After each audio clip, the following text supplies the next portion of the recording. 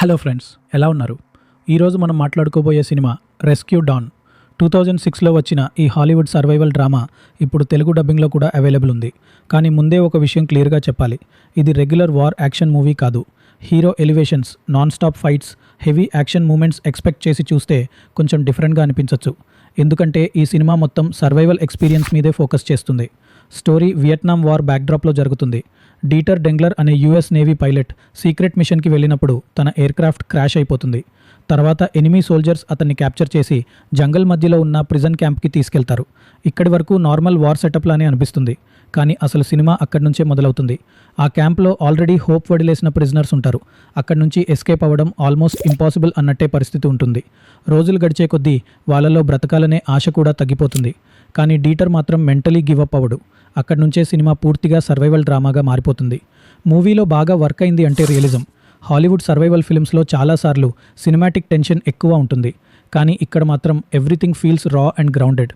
Hunger, fear, exhaustion ఇవన్నీ చాలా న్యాచురల్గా చూపించారు.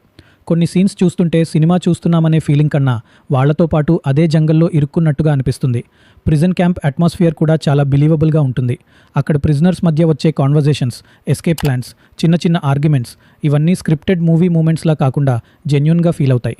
క్రిస్టియన్ బేల్ పెర్ఫార్మెన్స్ మాత్రం సినిమా బిగ్గెస్ట్ స్ట్రెంగ్త్. ఈ రోల్ కోసం ఆయన చాలా వెయిట్ లాస్ అయ్యారు, కానీ అది జస్ట్ ట్రాన్స్ఫర్మేషన్ కోసం చేసిన ఎఫర్ట్లా అనిపించదు. స్క్రీన్ మీద నిజంగా రోజుల తరబడి ఆకలితో, భయంతో సర్వైవ్ అవ్వడానికి ప్రయత్నిస్తున్న మనిషిలా కనిపిస్తాడు. సపోర్టింగ్ క్యాస్ట్ కూడా సర్ప్రైజింగ్లీ స్ట్రాంగ్గా ఉంటుంది. ఎస్పెషలీ స్టీవ్ జాన్ క్యారెక్టర్ ఇమోషనల్గా మూవీకి చాలా హెల్ప్ అవుతుంది. డైరెక్షన్ గురించి కూడా చెప్పాలి.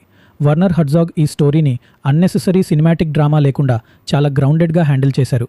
ఆడియన్స్ని ఫోర్స్ఫుల్లీ ఎమోషనల్ చేయడానికి ప్రయత్నించకుండా సిచ్యువేషన్ ఎంత అన్కంఫర్టబుల్గా ఉందో అలా చూపించారు. బ్యాక్గ్రౌండ్ స్కోర్ కూడా చాలా మినిమల్గా ఉంటుంది, అందుకే సైలెన్స్ ఉన్న సీన్స్ ఇంకా రియలిస్టిక్గా ఫీల్ అవుతాయి. అయితే హానెస్ట్లీ చెప్పాలంటే సినిమా అందరికీ కనెక్ట్ అవ్వకపోవచ్చు. ఫాస్ట్ పేస్డ్ యాక్షన్ ఎక్స్పెక్ట్ చేసే వాళ్ళకి పేసింగ్ స్లోగా అనిపించే ఛాన్సెస్ ఉన్నాయి.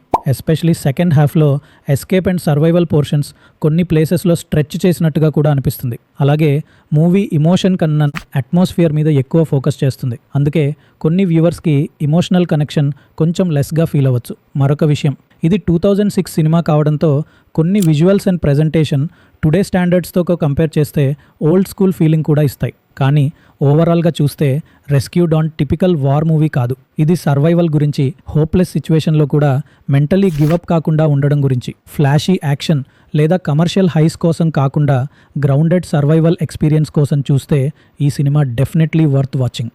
This is parallel stories Telugu, signing off.